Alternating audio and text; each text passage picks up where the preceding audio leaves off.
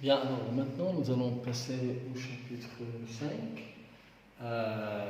Le chapitre 5, il commence par l'annonce de la fête de Ashura.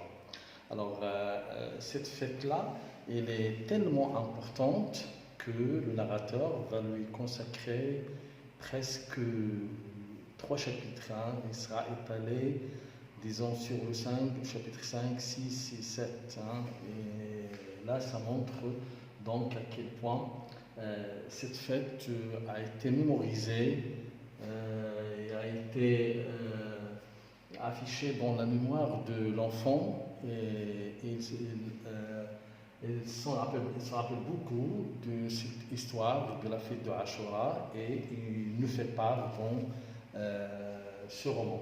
Alors, il commence par dire que pour la première fois, il voit que le ski était souriant, bienveillant, était indulgent pour la première fois. Et lorsqu'il leur annonce la fête de Ashura et qu'ils vont célébrer cette fête dans le site. Et il a chargé les enfants de transmettre l'information à leurs parents en leur demandant de cotiser. Chacun va apporter quelque chose au site parce qu'ils vont commencer à préparer le site à cette grande fête, hein. Ils vont faire le nettoyage du site, ils vont donc changer les nattes, etc. Et donc les parents doivent cotiser pour tous ces préparatifs de Ashura. Donc c'est la première idée, c'est l'annonce de la fête de Ashura, c'est le frère qui annonce que la fête approche et il sera célébré dans le site par les enfants et donc les parents doivent aider, doivent cotiser à ces préparatifs. Alors l'enfant, il était très content, alors il revient à la maison pour annoncer la nouvelle à ses parents, surtout à sa maman, mais malheureusement, il ne la trouve pas, hein. Il ne la trouve pas et c'est pour la première fois qu'il se sent vraiment seul, hein. Il était vraiment seul, il a trouvé la clé donc sous la porte, il entra dans la chambre, il était seul, ce qui a renforcé ce sentiment de la solitude. Même ces objets qui étaient dans sa boîte à merveilles ne l'entretenaient plus, c'est-à-dire donc il était complètement attristé par cette situation où il se trouve. Mais après quelques instants, la maman va revenir et il va une autre fois rapporter l'histoire de la Laïcha. Alors, la Laïcha est toujours encore en train de souffrir des conséquences de cette arnaque, hein, des conséquences de cette ruine de son mari. Son mari, il était donc ruiné. Mais là, la chose sur laquelle nous aimerons souligner, c'est qu'est-ce que la Laïcha a fait.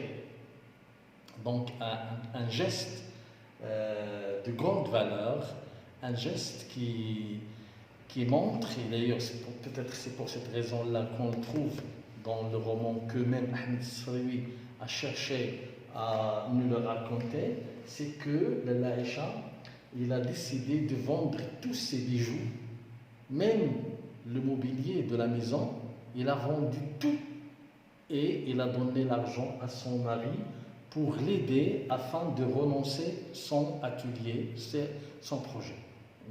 Donc une grande fidélité, un grand sacrifice, hein, ce qui montre cette femme marocaine à quel point il était fidèle à son mari, à quel point cette femme marocaine peut rester aux côtés de son mari, il peut l'aider en vendant tout ce qu'il a, juste pour aider son mari à renoncer son projet. Donc c'était un geste, un grand geste,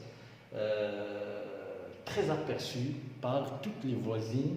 D'ailleurs, on considérait la Laïcha comme l'idole de ces femmes, parce qu'elle a fait. Il y a un événement aussi qui va bouleverser la maison, qui va bouleverser tout le quartier, à savoir la mort d'un personnage, un homme, un voisin qui s'appelle c'est Mohamed Ben Taha.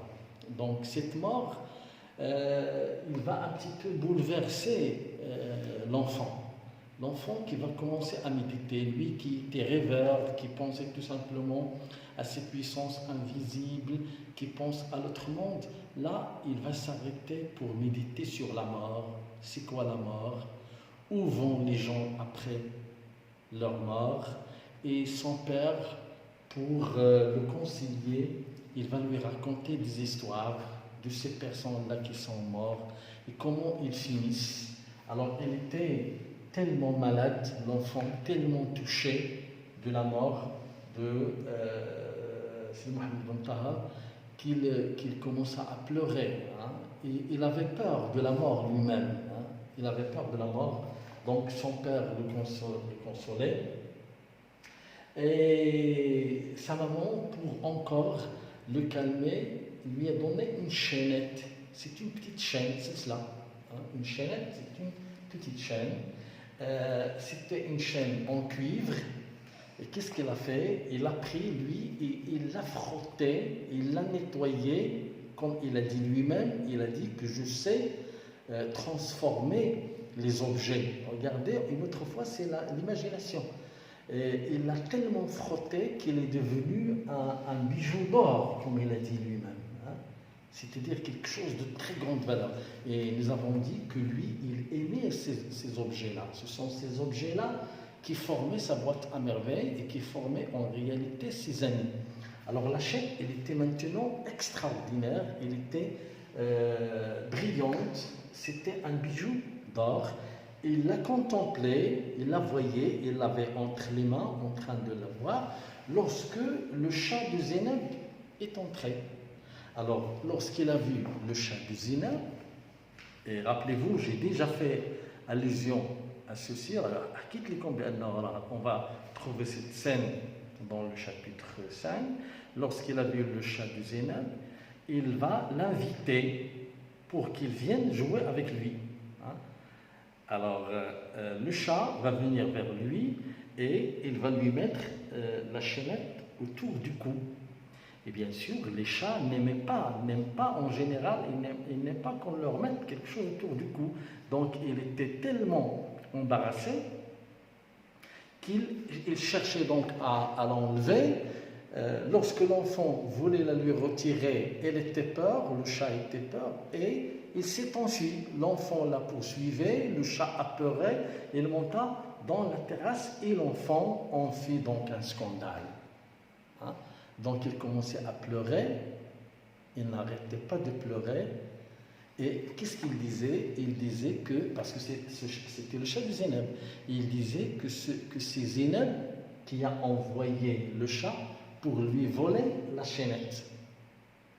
Et c'est là où une dispute, une bagarre entre Sidi Mohamed et Zénab, une bagarre va se déchaîner dans laquelle ils vont échanger des coups.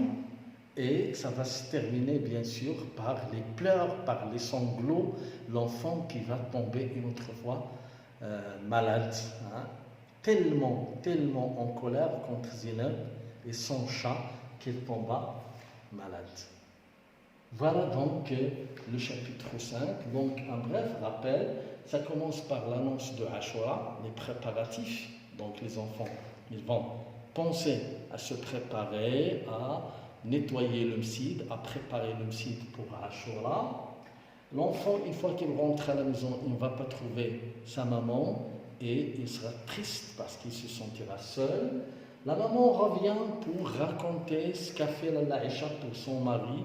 Il a vendu tous ses biens pour aider son mari. Par la suite, la mort de Mohamed Ben Taha qui va toucher l'enfant, qui va influencer l'enfant, et ça va se terminer par le cadeau, la chaînette que va lui offrir sa maman et qu'il va travailler jusqu'à ce qu'il a rendu un bijou d'or, mais qui sera volé par le chat de Zénab, ce qui va entraîner une grande dispute entre les deux enfants, Zénab et Sidi Mohamed. À la fin, l'enfant, donc en pleurant, il tombera malade. Nous avons déjà dit que l'enfant, il a une santé fragile et à chaque fois, il tombe malade. Voilà, je m'arrête là aussi et je vais une autre fois vous laisser des questions qui portent sur ce chapitre pour lesquelles vous allez répondre et on va essayer de les corriger par la suite.